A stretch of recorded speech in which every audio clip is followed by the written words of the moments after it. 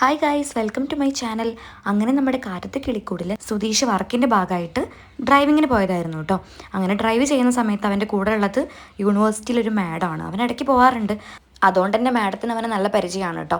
അപ്പോൾ അവൻ സൗഹൃദം പുതുക്കുന്നുണ്ട്. മാഡം സുഖമാണോ എന്നൊക്കെ ചോദിക്കുന്നുണ്ട് കേട്ടോ. അപ്പോൾ മാഡം പറയുന്നുണ്ട്, ആ സുധീഷെ സുഖമായിട്ടിരിക്കുന്നു. അല്ല, നിന്നെ കണ്ടിട്ട് കുറേ കാലമായല്ലോ, തിരക്കിലായിരുന്നോ? സുധീഷ് നേരിട്ട് വരുന്നതും പ്രതീക്ഷിച്ചില്ല കേട്ടോ. എൻ്റെ ഡ്രൈവർ പെട്ടെന്നാണ് വരുന്നില്ല എന്ന് വിളിച്ചു പറഞ്ഞത്. അത് കേട്ടപ്പോൾ അവൻ പറയുന്നുണ്ട്, അതേ മാം, കുറച്ച് തിരക്കിലായിരുന്നു. അപ്പോൾ മാം ചോദിക്കുന്നുണ്ട്, എന്ത് പറ്റി, എന്ത് തിരക്കായിരുന്നു? അപ്പോൾ അവൻ പറയുന്നുണ്ട്, ചെറുതായിട്ടൊന്ന് കല്യാണം കഴിഞ്ഞു. അപ്പോൾ അവർ ആശ്ചര്യപ്പെടുന്നുണ്ട് കേട്ടോ. അങ്ങനെ അവൻ പറയുന്നുണ്ട്, അത് കുറച്ച് പ്രശ്നങ്ങളൊക്കെ ആയിരുന്നു. അത് കേട്ടപ്പോൾ മാം ചോദിക്കുന്നുണ്ട്, കുട്ടി എവിടുന്നാ? തക്കലേക്ക് എടുത്ത അത്രയും ദൂരത്തുനിന്നാണോ കല്യാണം കഴിച്ചത്? അപ്പോൾ അവൻ പറയാണ്, അതൊരു ലവ് മാരേജ് ആയിരുന്നു. കുട്ടിക്ക് എന്നെ ഇഷ്ടമായിരുന്നു. അപ്പോൾ എനിക്കും ഇഷ്ടപ്പെട്ടു. അങ്ങനെ ഞങ്ങൾ ഒളിച്ചോടി പോകുന്നു എന്ന് പറയാണ് കേട്ടോ. അങ്ങനെ മാം ചോദിക്കുന്നുണ്ട്, അപ്പോൾ പ്രശ്നമൊന്നും ആയില്ലേ? അയ്യോ, ഭയങ്കര പ്രശ്നമായിരുന്നു. ഒരുപാട് പ്രശ്നങ്ങളുടെ ഇടയിൽ കൂടിയാണ് ഞാൻ അവളെ കൊണ്ടുവന്നത്. അങ്ങനെ മാം ചോദിക്കുകയാണ്, എത്ര നാളത്തെ പ്രണയമാണ്? 2 ആഴ്ച. അപ്പോഴേക്കും കുട്ടിക്ക് എന്നെ ഇഷ്ടപ്പെട്ടു, എനിക്കും ഇഷ്ടമായി. അങ്ങനെ ഞങ്ങൾ പോന്നു. അത് കേട്ടപ്പോൾ അവർ വാവ് എന്നൊക്കെ പറയാണ് കേട്ടോ. അങ്ങനെ അവൻ കാര്യങ്ങളൊക്കെ വിശദീകരിക്കുകയാണ്. ഇങ്ങനെ ഓരോ പ്രശ്നങ്ങളായിരുന്നു, പക്ഷേ ഇപ്പം ഞാൻ നന്നായിട്ട് അവളെ നോക്കുന്നുണ്ട്, അവൾ എന്നെ വിശ്വസിച്ച് വന്നതല്ലേ എന്നൊക്കെ. എന്നിട്ട് അവൻ ചോദിക്കുന്നുണ്ട്, മാഡം ഇപ്പം എങ്ങോട്ടാണ് പോകുന്നത്? അപ്പോൾ മാഡം പറയാണ്, ഞാൻ യൂണിവേഴ്സിറ്റിക്കാണെന്ന്. അത് കേട്ടപ്പോഴാണ് അവനുള്ളിലൊരു ബുദ്ധി ഉദിച്ചത്. അപ്പോൾ അവനോട് ചോദിക്കുന്നുണ്ട്, മാഡം എനിക്കൊരു ഹെൽപ്പ് ചെയ്യാമോ? അത് കേട്ടപ്പോൾ അവർ പറയുന്നുണ്ട്, പറഞ്ഞോളൂ സുധീഷ്, എന്താണ് വേണ്ടത്? അതെ, എൻ്റെ വൈഫിൻ്റെ സർട്ടിഫിക്കറ്റ് എല്ലാം അവളുടെ വീട്ടുകാർ നശിപ്പിച്ചു.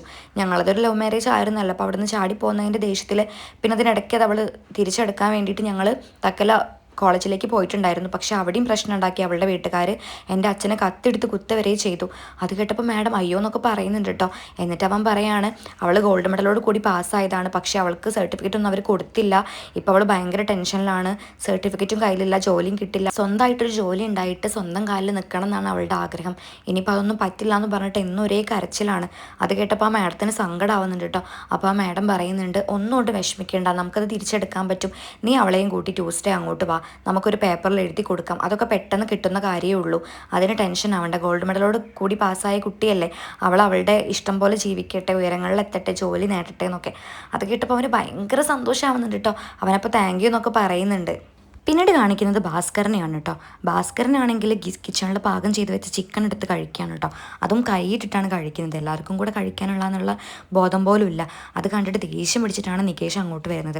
അപ്പോൾ നികേഷ് നന്നായിട്ട് ചീത്ത പറയുന്നുണ്ട്, നിങ്ങൾക്കെന്നത് ബോധമില്ലേ? നിങ്ങൾ എവിടേക്ക് ഇരിക്കുന്ന കൈയാണിത്?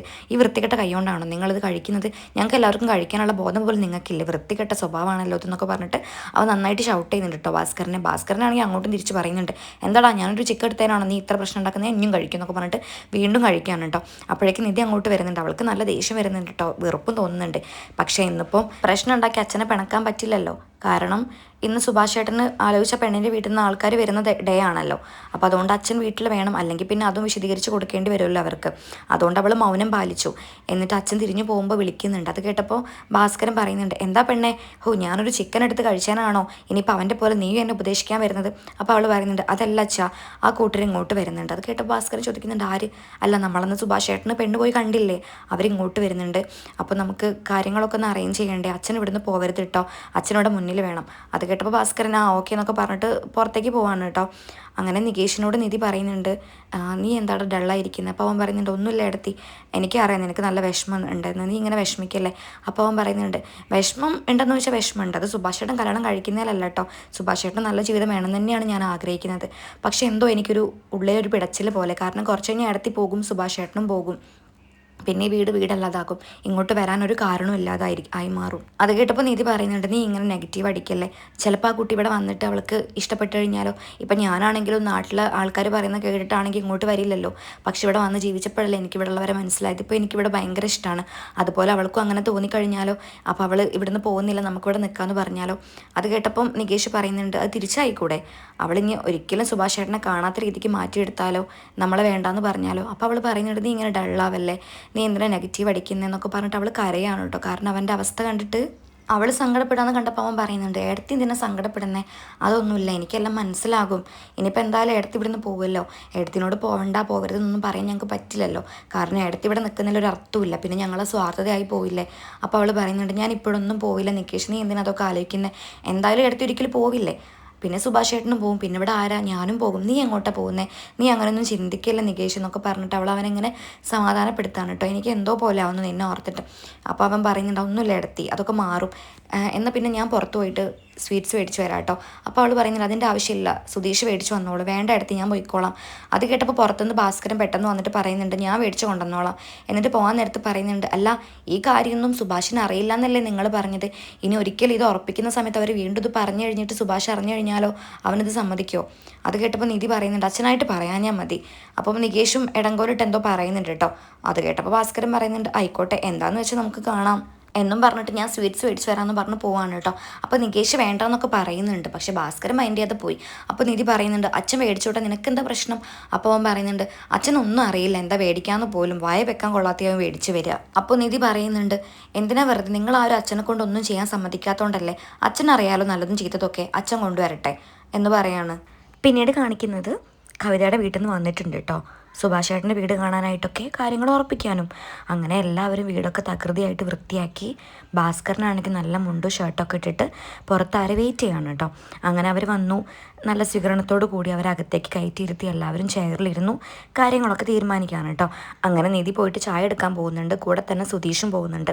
അങ്ങനെ അവർ ചായക്കെടുത്ത് വന്നിട്ട് അവരോട് കുടിക്കാൻ പറയാണ് കേട്ടോ. സുഭാഷ് ചേട്ടനാണെങ്കിൽ നല്ല സന്തോഷത്തിലാണ്, നിതീഷിന് മാത്രമാണ് ഹാപ്പിനെസ് ഇല്ലാത്തത്, ബാക്കി എല്ലാവരും ഓക്കെയാണ് കേട്ടോ. അങ്ങനെ അവർ ഓരോ കാര്യങ്ങൾ കല്യാണത്തിനെ പറ്റി സംസാരിക്കുകയാണ്. അതിൻ്റെ ഇടയിൽ തന്നെ സ്വർണ്ണത്തിനെ പറ്റിയൊക്കെ പറയുന്നുണ്ട്. അപ്പം സുധീഷ് പറയുന്നുണ്ട് ഞങ്ങൾക്ക് അങ്ങനത്തെ ഡിമാൻഡൊന്നുമില്ല, നിങ്ങൾ ചെയ്യുന്ന പോലെ അതിനിപ്പോൾ വേണമെന്നില്ലാന്ന്. അത് കേട്ടപ്പോൾ കവിതയുടെ അച്ഛൻ പറയുന്നുണ്ട് അതൊന്നും പറ്റില്ല, ഞങ്ങളെ കുട്ടീനെ കൊടുക്കുമ്പോൾ ഞങ്ങളൊരു കാര്യം നിശ്ചയിച്ചിട്ടുണ്ട് അതുപോലെ തന്നെ ചെയ്യും എന്നൊക്കെ. പിന്നീട് അവർ ചോദിക്കുകയാണ് നിങ്ങൾക്ക് കണ്ടീഷൻസ് എല്ലാം ഓക്കെ അല്ലേ? അത് കേട്ടപ്പോൾ സുഭാഷ് ചേട്ടൻ ഞെട്ടുന്നുണ്ട് കേട്ടോ. എന്ത് കണ്ടീഷൻ എന്ന് ചോദിക്കുമ്പോൾ പെട്ടെന്ന് തന്നെ സുധീഷ് പറയാണ് അതൊന്നുമില്ല ഏട്ടാ, അതിനിപ്പോൾ കല്യാണം എവിടെ നടത്തണം, അമ്പലത്തിലാണോ വീട്ടിലാണോ, അങ്ങനത്തെ കാര്യങ്ങളൊക്കെ പറ്റി ചിന്തിക്കായിരുന്നു എന്ന് പറഞ്ഞിട്ടോ. അപ്പോൾ പിന്നെ സുഭാഷ് ചേട്ടനും വലിയ ഡൗട്ട് തോന്നിയില്ല, പക്ഷേ ബാക്കി എല്ലാവർക്കും ടെൻഷനായി. കാരണം സുഭാഷ് എന്തെങ്കിലും അറിഞ്ഞു കഴിഞ്ഞാൽ ഇതിവിടെ ഫ്ലോപ്പ് ആവില്ലേ. പിന്നീട് അവർ നിശ്ചയത്തിന് ഡേറ്റ് ഒക്കെ ഫിക്സ് ചെയ്യണം കേട്ടോ. ഒരാഴ്ച കഴിഞ്ഞിട്ടാണ് നിശ്ചയം എന്ന് പറഞ്ഞു. അപ്പം എല്ലാവരും ഓക്കെ ഒക്കെ പറഞ്ഞു, കാരണം പിന്നെ മുഹൂർത്തമൊന്നും ഇല്ല എന്നൊക്കെ പറഞ്ഞതുകൊണ്ട് തന്നെ അതൊക്കെ ഫിക്സ് ചെയ്തിട്ട് അവർ മടങ്ങി പോവാണ്. അവർ പോയപ്പോൾ തന്നെ നികേഷ് സുഭാഷ് ചേട്ടനെ കെട്ടിപ്പിടിച്ച് പൊട്ടിക്കരയാണ് കേട്ടോ. അവൻ ഈ സങ്കടമൊന്നും നിയന്ത്രിക്കാനേ പറ്റുന്നില്ല. അപ്പോൾ എല്ലാവരും ഒന്ന് പതറി. അപ്പോഴേക്കും സുഭാഷ് ചേട്ടൻ എന്താണ് നിനക്ക് എന്ത് പറ്റിയെന്നൊക്കെ.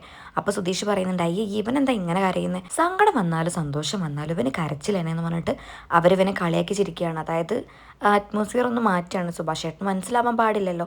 അങ്ങനെ പിന്നെ സുഭാഷ് ചേട്ടൻ പറയുന്നുണ്ട് അല്ലടാ ഇതിപ്പോൾ നിശ്ചയം കല്യാണമൊക്കെ തീരുമാനിച്ചു, നമ്മൾ എന്ത് ചെയ്യും പെട്ടെന്നാക്കി കഴിഞ്ഞാൽ അതിന് ക്യാഷ് വേണ്ടേ? അപ്പോൾ അവർ പറയുന്നത് അതൊക്കെ നടക്കും സുഭാഷ് ചേട്ടൻ. അപ്പോൾ സുഭാഷ് ചേട്ടൻ പറയുന്നുണ്ട് നടക്കും, പക്ഷെ നമ്മൾ എന്ത് ചെയ്യും, സുധീഷിൻ്റെ കല്യാണത്തിന് നമ്മളെല്ലാം എടുത്തിട്ടല്ലേ നടത്തിയത്, ഇനിയിപ്പം ഈ കല്യാണത്തിനും കൂടെ നമ്മുടെ കയ്യിൽ ഉണ്ടാവുമോ? അറ്റ്ലീസ്റ്റ് ഒരു സാവകാശമെങ്കിലും വേണ്ടേ? ഇതിപ്പം ആരോട് പോയി നമ്മൾ ചോദിക്കും, നമുക്ക് ഈ പണമൊക്കെ ഉണ്ടാക്കണ്ടേ എന്നൊക്കെ പറഞ്ഞിട്ട് അവരിങ്ങനെ ചിന്തിക്കുകയാണ് അതിനെപ്പറ്റി. കിട്ടിയ അവസരമല്ലേ മുതലാക്കിയേക്കാം എന്ന് ഓർത്തുകൊണ്ട് നമ്മുടെ സുധീഷ് നിധീൻ്റെ മുന്നിൽ ആളാവാൻ വേണ്ടിയിട്ട് പറയാണ് അതൊക്കെ ഞാൻ നടത്തും സുഭാഷ് ചേട്ടൻ, സുഭാഷ് ചേട്ടൻ ആരും ടെൻഷൻ ആവണ്ട, എൻ്റെ കല്യാണം സുഭാഷ് ചേട്ടൻ നടത്തിയില്ലേ, അപ്പോൾ സുഭാഷ് ചേട്ടൻ്റെ കല്യാണത്തിൻ്റെ ഉത്തരവാദിത്തം എനിക്കല്ലേ. അത് കേട്ടപ്പം ഹരീഷ് പറയുന്നുണ്ട് സുധീഷ് ചേട്ടാ വെറുതെ കള്ളം പറയല്ലേ, നിങ്ങൾ പറയുന്ന മാതിരി ഒന്നുമില്ല, അത്രയും പൈസ വേണം, ലാസ്റ്റ് ഒന്നുമില്ലാത്ത അവസ്ഥയാക്കരുത്, നീ എന്താടാ എന്നെ പറ്റി വിചാരിച്ചത്, ആയിരങ്ങൾ വേണോ ലക്ഷങ്ങൾ വേണോ എല്ലാം ഞാൻ ഇറക്കും, എൻ്റെ സുഭാഷ് ചേട്ടൻ്റെ കല്യാണമല്ലേ എന്നൊക്കെ പറഞ്ഞിട്ട് വലിയ വായിൽ കള്ളങ്ങൾ നിരത്തുകയാണ് കേട്ടോ. അത് കേട്ടപ്പോൾ നികേഷ് പറയുന്നുണ്ട് ഒന്ന് പോ ചേട്ടാ, ഒരു മയത്തിലൊക്കെ തള്ളു, എനിക്ക് ഇന്ന് വരെ ഒരു പെൻസിലെങ്കിലും നിങ്ങൾ വാങ്ങി തന്നിട്ടുണ്ടോ? പോട്ടെ വീട്ടിൽ എന്തെങ്കിലും കാര്യം ഉണ്ടെങ്കിൽ പെട്ടെന്ന് സ്കൂട്ടാവുന്നല്ലാതെ എന്തെങ്കിലും കാര്യത്തിന് പൈസ ചിലവാക്കിയിട്ടുണ്ടോ? എന്നിട്ടാണോ ഈ വീടുവായി വിളമ്പുന്നത്? നീ ഒന്ന് പോടാ, ഇത് ഞാൻ തന്നെ നടത്തുന്നു പറഞ്ഞിട്ട് വെല്ലുവിളിച്ചിട്ട് അവിടുന്ന് പോവാണ് കേട്ടോ സുധീഷ്. പിന്നെ എല്ലാവരും അവരുടെ റൂമിലേക്ക് പോവുകയാണ്. നികേഷ് ആണെങ്കിൽ ഭയങ്കര സങ്കടത്തോട് കൂടിയിട്ട് സുഭാഷ് ചേട്ടനെ കെട്ടിപ്പിടിച്ച് കരയാണ് കേട്ടോ. അപ്പോൾ സുഭാഷ് ചേട്ടൻ്റെ മനസ്സിലെന്താ ഈ കല്യാണം റെഡി ആയതിൻ്റെ സന്തോഷമാണ് അവനെന്നാണ്. സത്യമൊന്നും അറിയില്ലല്ലോ, പക്ഷെ നികേഷിൻ്റെ മനസ്സിൽ അങ്ങനെയല്ല, ഏട്ടൻ ഞങ്ങളെ വിട്ട് പോവാണെന്നുള്ള തോന്നലാണ്. രണ്ടുപേരുടെ മനസ്സും വ്യത്യസ്തമായിട്ടാട്ടോ ചിന്തിക്കുന്നത്. അപ്പോൾ ഓക്കെ ബൈ താങ്ക് യു, നമുക്ക് നോക്കാം കല്യാണം നടക്കുകയില്ലേന്നൊക്കെ.